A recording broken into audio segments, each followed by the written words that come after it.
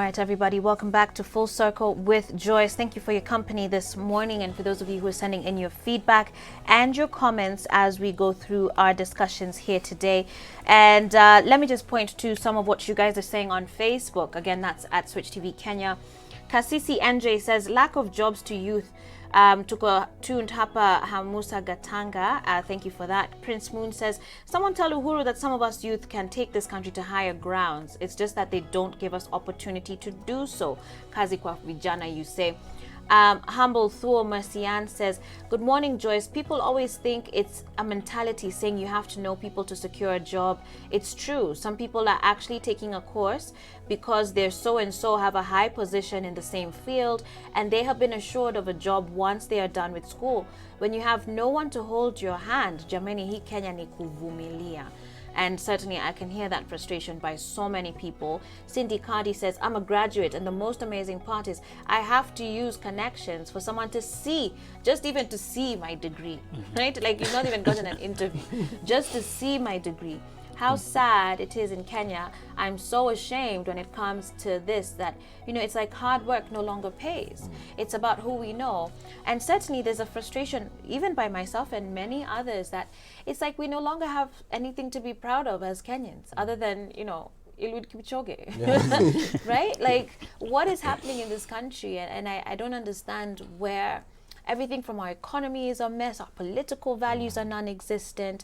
What is it that Kenyans have to hold on to nowadays? It's a puzzling question now, because if the middle class is struggling, what is happening to Wanjiku and, you know, Wananchi on the ground? Right? And here we're seeing these macroeconomic indicators, as we were saying just before the break, seemingly looking okay. Yeah. Inflation not looking too bad, but vitu on the ground ni different. Exactly. And sorry. And now, when you look at the statistic which we have, you know, we have various agencies which give statistic and data based on the research we've done. Here in the country, we have a body entrusted with the data. That's the Kenya National Bureau of Statistics. But also now the independent ministries have their own ways of getting the data on economy and all that. We also have the IMF, which gave report, I think, 2 weeks ago, and also the World Bank, which we gave some of the report on the economy. But some you find that there is some contradiction, and when you look at the correlation, but you'll see that all of them, they are heading towards some conclusion.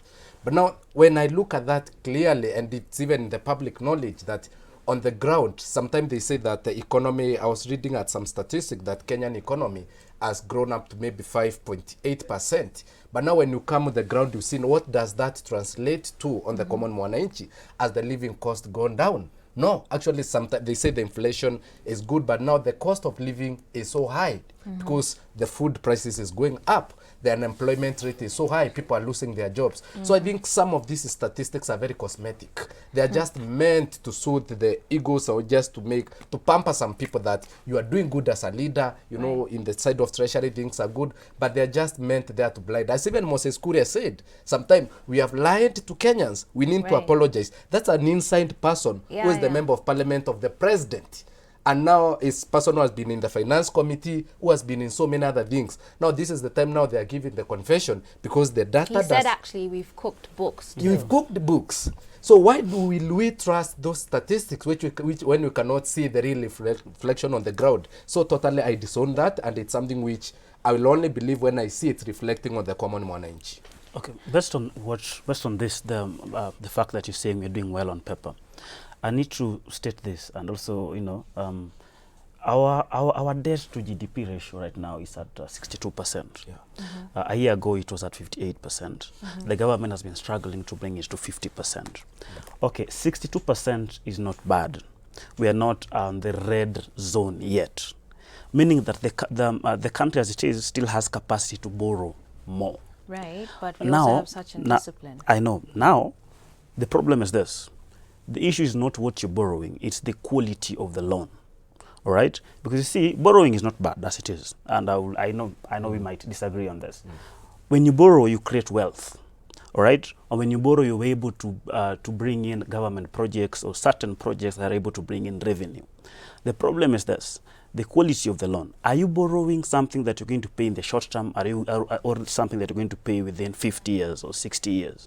Now, the loans that the government has been taking, they've been putting it in projects that are not able to give them returns. There's a difference between a financial return and an economic return. When you build a road, for instance, that will bring you an economic return. Meaning that when you take a loan, when you borrow from outside to build a road, and that loan is supposed to be repaid within a short period of time, you're unable to pay it, because what you're going to gain is an economic return and not a financial return. We need to have projects that are able to repay themselves. Right now, what the government is doing is they're borrowing, and then they have to refinance these loans with other. They have to outsource these funds from other avenues to pay them. We need a project that is able to sustain itself. Robert, on that point, though. Yes. Is it that Kenya absolutely has to borrow all the time? Because one of the principles of economics, too, is that before you borrow, think about the resources that you do have and look at how you can reallocate those resources. So could it very well be that there are plenty of situations in our economy currently where, let's admit it, there's a lot of wastage of resources. A lot of money is spent on things that should not be spent on, and then we see our MPs raise their salaries again. That is still coming from our taxes and the public, coffer. And so, it's a tricky balance, because fine, maybe Kenya still has a ceiling that we can, borrow before this, theoretical red line.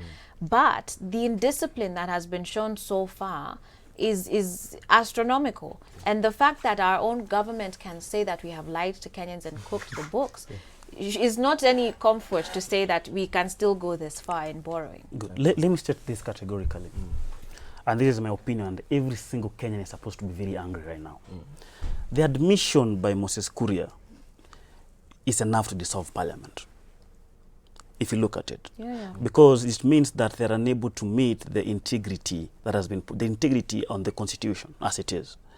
In fact, that is an admission that there's something serious going on.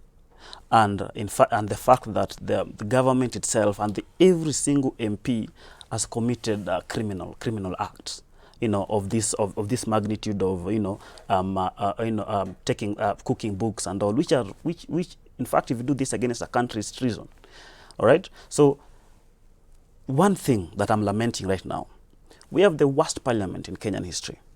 We have slay queens who appear there as parliamentarians. Wow. You understand? And another problem is this, that I've also said this very categorically and with no apologies. Do not underestimate the power of many fools. A group of fools. They have the biggest power in the world. Kenyans, somebody stated back then, Kenyans are like a section, not everybody, don't take offense on this, a section of females who like bad boys. Where is this example going? This is the example.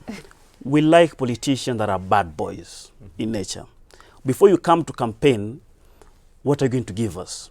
And the money I'm going to give you is stolen money. I cannot give you my money that I've sweat on. All right? This person is vying. Where have we seen him before? Nowhere.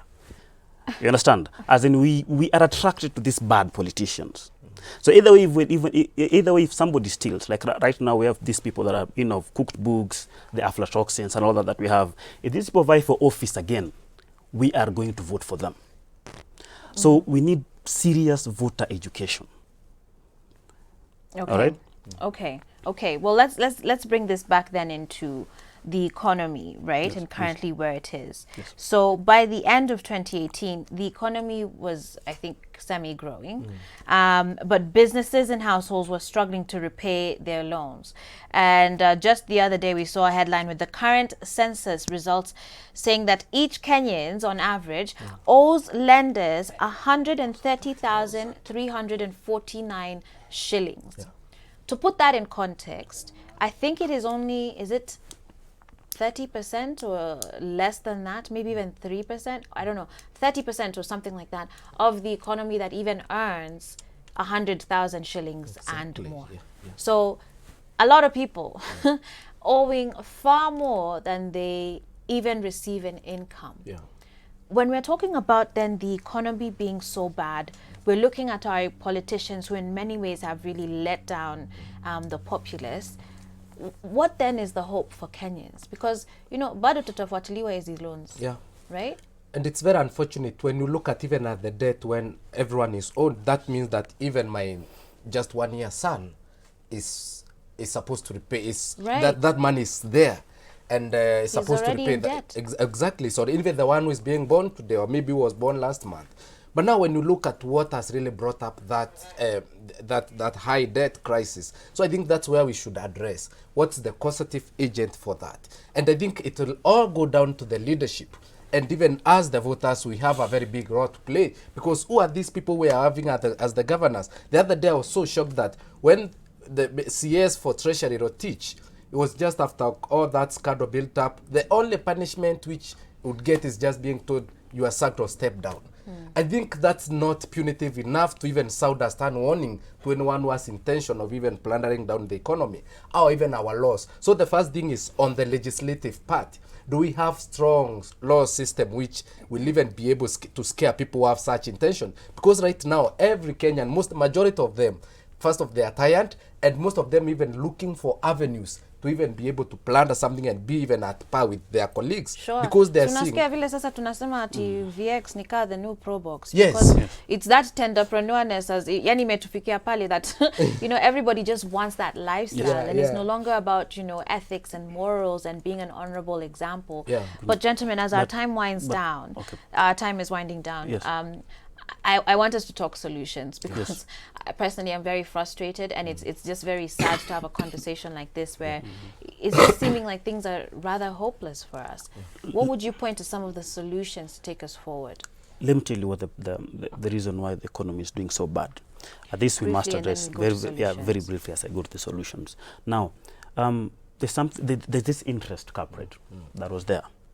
Okay, before, the thing is, the main aim was to make loans affordable to everyone, you and me. You could walk into the bank and then you're given a loan. But then when it was capped, because you see banks were running amok before, you know, they were charging very high interest rates, so the loans were not affordable as such. So when it was capped, there is something that we call domestic debt. Now, in 2019 alone, the government has borrowed over 381 billion. This is money that should have been lent to you know, the small SMEs. But then you see the bank look at you as a high risk. You are a high risk. So they would rather loan this money to government as treasury bonds and all. So what is happening is right now, as they've amended that and removed the interest cap, of course loans will be there. But the thing is, banks will run amok. They will even charge north of 20% interest. Right. Yes. I have to get to solutions now because my time is running out. So, Kaberia? Well, I think the first solution that we really need to do is now, as the voters, first of all, let's even be objective when even doing the voting. So let's start with us and be able to put people who are able to bring in the three things: the legislation, the oversight, or the roles of a member of parliament. Somebody will be very objective to bring in the debate. The other thing is that on the policy issue, because it's all lies with the leadership, let's even be able to push policy at our own individual capacity from various government levels, so that we are having a system which is free from corruption and the one which advocate for the economic change. 10 seconds. Yes, solutions. Number one, make the country sustainable. Make us paying debt sustainable. Number two, there is very high taxation rate. The more taxes that you put on people, the less they'll be able to pay these taxes. Number four, the country needs to stop borrowing from inside. Stop competing with small businesses and individuals in borrowing money. Okay. All right. Number five, bureaucracy. The bureaucratic processes that are there, corruption and bribery, they all need to stop. All right. Yes. All right, gentlemen, I take your points this morning, and I thank all of you who've been tuned in to this discussion and have given me your feedback and your comments as well as we've gone along. Asanteni sana to all of you. 22999 is the SMS line. You can continue sending in your feedback even as we get ready for our second hour of the show today. And of course, we'll be looking at personal development, everything from how to raise your standards, and also taking a look at some book reviews this morning by some Kenyan authors. Stay tuned. This is Full Circle with Joyce. I'll see you at the top of the hour.